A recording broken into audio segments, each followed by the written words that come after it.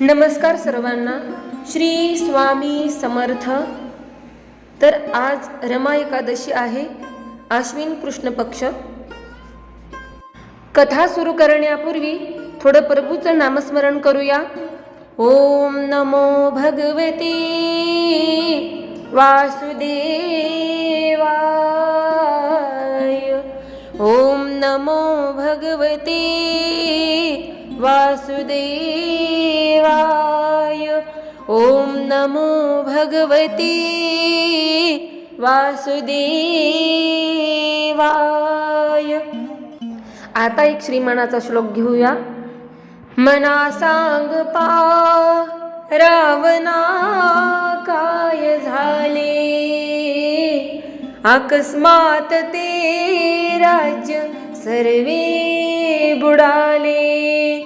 मनोनी कुडी वासना सांडवेगी, बळे लागला काळ हा पाठी लागी. तर श्रीकृष्ण म्हणाले की आता तुला रमा एकादशीचे महात्म्य सांगतो, ते नीट चित्त देऊन ऐक. पूर्वी या पृथ्वीवर मुचकुंद नावाचा चक्रवर्ती राजा राज्य करत होता. तो अत्यंत पराक्रमी व सकळ गुण संपन्न असा होता. तो देवाचे दैत्यापासून वेळोवेळी संरक्षण करत असे. त्याला चंद्रभागा नावाची एक सुंदर व सद्गुणी मुलगी होती. जेव्हा ती उपवर झाली तेव्हा तिचा विवाह शोभन नावाच्या राजपुत्राबरोबर केला. तो कुलशिलाने व सद्गुणाने युक्त असून सुंदर होता. विवाह अत्यंत थाटाने झाला.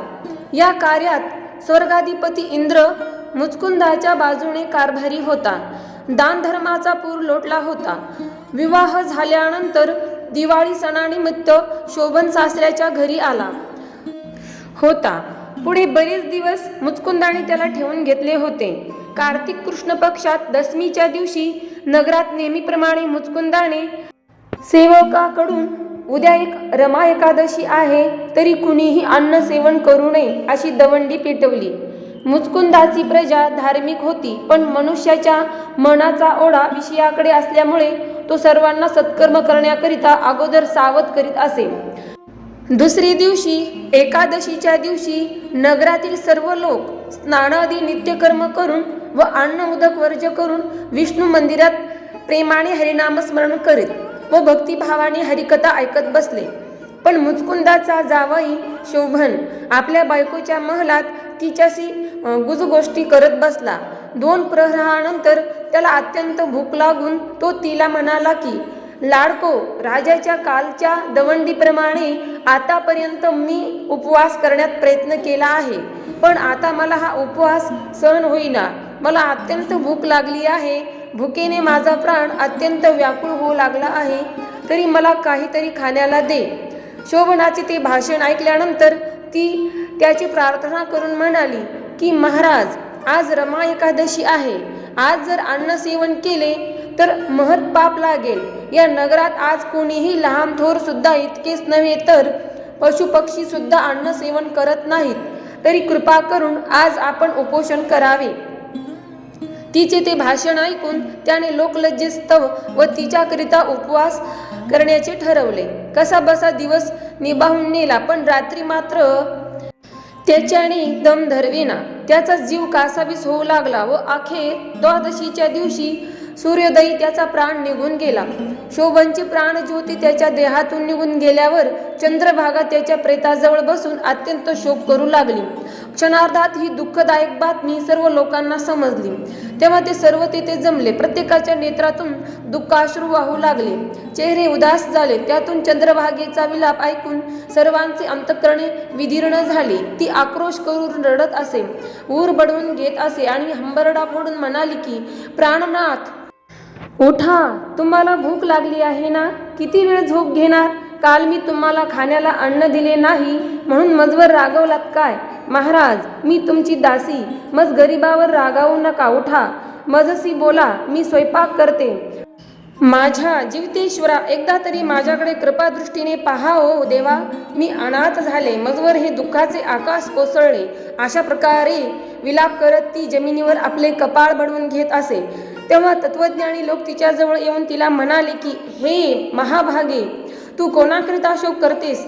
शोभनाच्या देहातील आत्माबद्दल शोक करतेस असतील तर तो अविनाशी निरुपाधिक आहे, आणि या शोभनच्या देहाबद्दल शोक करीत असतील तर हा मुळातच नश्वर आहे. त्याबद्दल शोक करणे व्यर्थ आहे.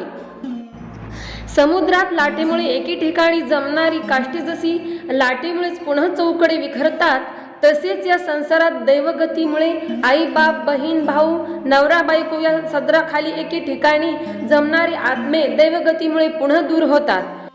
तेव्हा व्यर्थ शोक करण्यात काय उपयोग आहे? अशा प्रकारे त्यांनी तिला नाना प्रकारचा उपदेश केला. तेव्हा तिने आपला शोक कमी केला. नंतर शोभनच्या प्रेताला स्मशानात नेऊन अग्नी दिला. शोभन मृत्यू पावल्यावर एकादशी व्रताच्या पुण्याईमुळे तो मंदराचली देव लोकाला गेला. तेथे त्याच्या सौख्यात कोणत्याही प्रकारची कमतरता नव्हती. जणू काय दुसरा इंद्रच दुसऱ्या अमरावतीत वास्तव्य करीत आहे. असो, एके दिवशी मुचकुंदाच्या नगरीतील सोमशर्मा नावाचा ब्राह्मण तीर्थयात्रा करीत मंदराचल पर्वतावरील देवलोकी आला. तिथे शोभनची व त्याची गाठ पडली.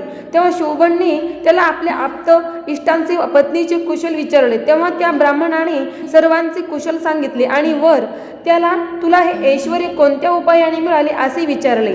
ब्राह्मणाचा तो प्रश्न ऐकून शोभन म्हणाला की, महाराज, रमा एकादशी व्रताच्या पुण्याईचे हे फल आहे, परंतु हे ऐश्वर्य चिरकाल टिकणारे नाही, कारण माझ्या हातून त्या व्रताचे आचरण विधियुक्त झाले नाही.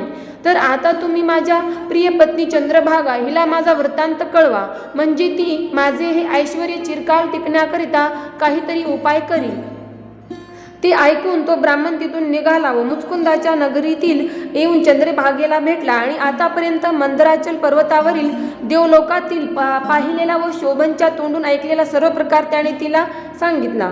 ब्राह्मणाच्या तोंडची ती शुभवार्ता ऐकून तिला आनंद झाला आणि ती म्हणाली की, महाराज, माझ्या पतीची आणि माझी भेट करवा, मला तेथे घेऊन चला. महाराज, हा जळाबाहेर तडफडणारा मासा जळात टाका, दीन अनाथ उघड्याला वस्त्र द्या, क्षुधिताला अन्न घाला. महाराज, मजवर एवढी कृपा करा. तिचे ते दीन भाषण ऐकून त्याच्या अंतःकरणात दया उत्पन्न झाली व तिला तो मंदराचल पर्वतावरील देवलोकी घेऊन गेला. तिथे शोभनला पाहताच तिला अत्यानंद झाला. जवळ जाताच दोघांनी एकमेकांना प्रेमाने आलिंगन दिले. तेव्हा देवाने पुष्पवृष्टी केली. आनंदभरात बराच वेळ दोघांना बोलवेना, पण अखेर ती म्हणाली की, महाराज, घाबरू नका, माझ्याजवळ एकादशी व्रताच्या पुण्याईचा साठा पुष्कळ आहे. त्या पुण्याईच्या जोरावर आपण हे ऐश्वर्य असेच अखंड उपभोगू. श्रीकृष्ण म्हणाले की, हे धर्मराजा, जे कोणी हे रमा एकादशीचे व्रत करतील व महात्म्य ऐकतील ते पापातून मुक्त होऊन पुण्यवान होतील व अंती सद्गतीला जातील.